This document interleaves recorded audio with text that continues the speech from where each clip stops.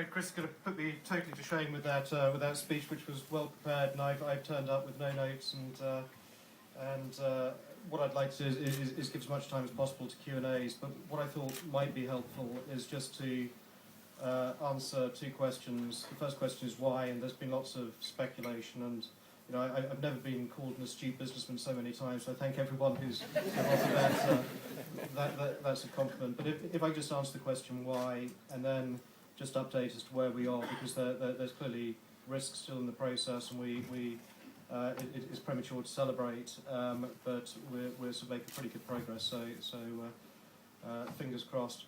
But prior to doing that, if I just add my thanks to the Green Taverners, the Trust, but most particularly, I agree with Chris, to the staff. I mean, I've never, thank God, seen staff give up so much to their employer as Plymouth Argyle Football Club staff have. And as I say, I quite frankly hope I never see that again, because it's been a total disgrace over that period of time not to receive proper pay. The question why, and I think it's probably summed up best.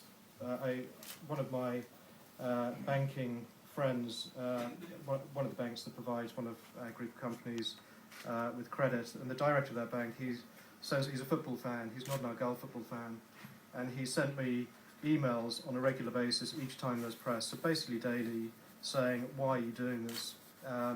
What's the sense in this? You know, don't you know that football club ownership is a good way of losing a lot of money?" So I had this, and eventually he's a good friend, but I got a little bit tired of this, and I said, so and so, if someone doesn't take action to try and save this club would fail. Why should it fail? And he sent a note back and said, "You're right." And he hasn't written me another email since then. So the primary motivation of it is, in my personal opinion, unlike the airport, Plymouth Argyle Football Club is a sustainable asset for the city, a sustainable asset for the South West. It does not need to go bust, and therefore it shouldn't go bust. Indeed, it can be, I think, refocused as a community asset, and you say that and people say, "Oh, he's aspiring for Conference South West," but it can be refocused as a successful community asset which moves forward and trades at the level that it clearly should trade, which is League One Championship. And the two, in my view, are not don't conflict; they complement each other. But if we can really build up passion for the club within the school, within the community, if we can drive the fan base, if we can encourage people to come, then the increased receipts will enable this club to move forward quicker and further than it could otherwise do. So there's a virtuous circle.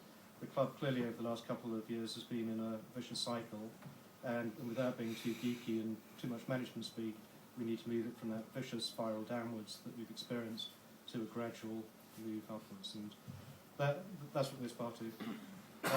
In terms of where we are, and then I'll promise you I'll be quiet and take questions. And there's no limit to questions. There's a lot of limits to answers. Unfortunately, because I don't know a lot of the answers. If anyone asks the offside rule, I'll blush and would. But what was very positive is my young lad's with me today, and he has given up rugby just outside of Exeter to be here. So things are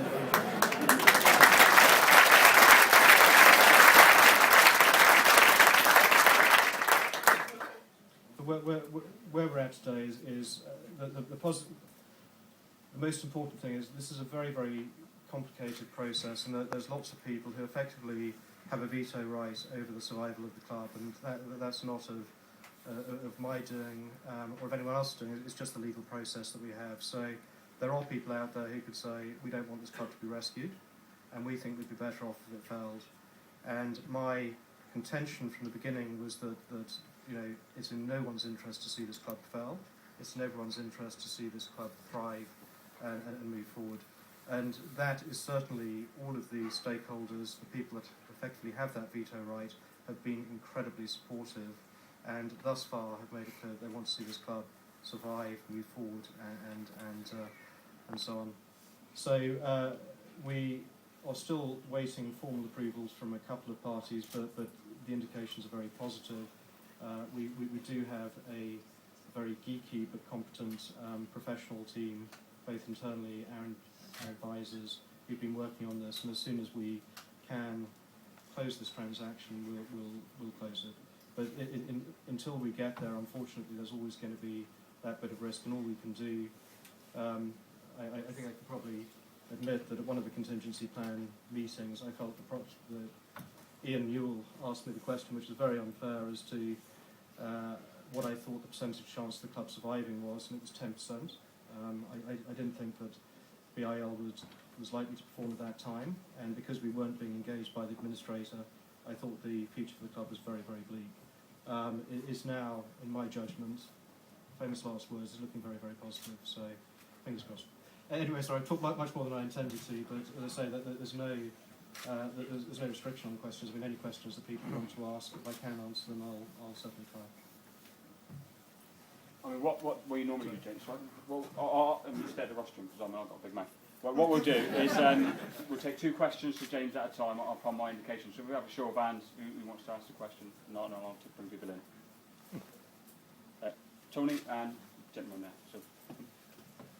James, good morning and welcome to our club. Thank you. My question's quite simple, really. When you first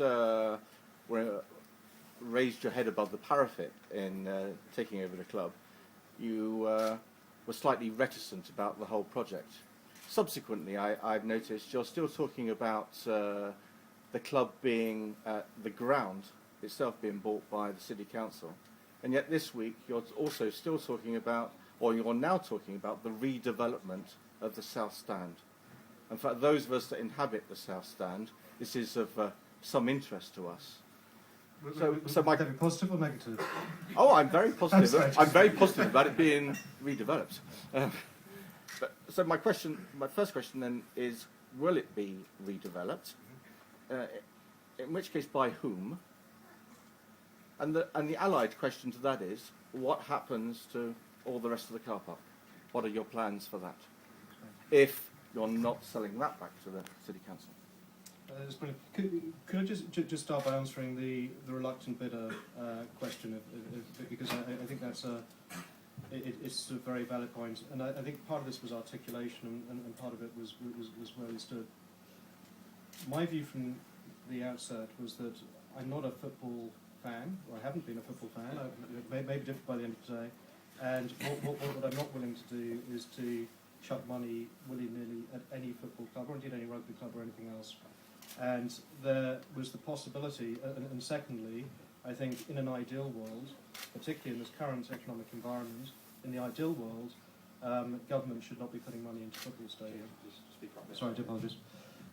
So that was the starting position. So if there was someone who had a passion for Plymouth Argyle Football Club and wanted to put money in, and there was no need for public sector intervention, that person had my full support, and they would have had my full support. The issue was that we haven't found, or the administrators haven't found that sugar daddy, so it's now preserving the asset for the community and moving it forward. So what I also said, and the first bit was reported more because it was more newsworthy, and the second bit was less reported, was I said that I was a reluctant bidder, but I'd be a very enthusiastic owner. It now looks like we're moving into the ownership bit, so there is no lack of enthusiasm. On the question of the land around the stadium, started for the area action plan, in my view, is very sensible. It's very balanced. I think there is, from a city standpoint, it's important to see this area tidied up. I personally think that the Life Centre is a staggering asset, not just for Plymouth, but for the South West, and people argue about colour schemes and shapes and so on, but it's a great asset. And I think the football stadium and the surrounding land should complement that asset. The truth of it is that because we didn't approach this as a property play, because we approached it hoping that our bid wouldn't be called to rescue the club, we didn't do any sort of real work on the land by the South Stadium. As it became more likely that we would end up buying it, we have done some work, and we think there is a viable development there. And if that proves to be the case, then we will clearly develop it and take the South Stadium, the South Stand into that development. And the rest of the ground? Okay, my question to and the rest of the Yes. land outside the yeah. I mean, Not yet to be decided. well, no. I mean, the AAP restricts it to leisure, sporting, and associated uses, which I think is absolutely right for the area. I mean, and again, I could bore people on why I don't think it's right to drag retail out of the city centre. We've got, and clearly everyone understands better than I the importance of Central Park and not sort of messing with that. But yes, I think there is a viable development, and that is part of what will drive the completion of the stadium. Okay, gentleman's had his question answered. So anyone else wants to come in? Good morning, James. James, obviously we're in a process at the moment which hopefully is nearing a conclusion. Where are we in terms of any of a third party coming with a potential bid that could then usurp all the activity that you've taken place? Well, that's a sort of risk that we've taken, but the problem that we've got is this is, as I say, it's very complex, and we have a position which is, again, I'm slightly embarrassed saying this in front of people that have been suffering this most, but we have a totally unsatisfactory position with the staff and players, and they've effectively been funding this administration, which I've never seen before. So the pressure on us is to get something done so the staff can be properly paid, and what would be lovely is to have a legal agreement signed with the administrator that gave us exclusivity to get on and do it. But if that's going to delay the process, I'd rather crack on and just do the transaction. I mean, if BIL, find the money somewhere, then that is a risk that exists. Or indeed, if whatever the chimpanzees do, if bubbles are. Gentleman.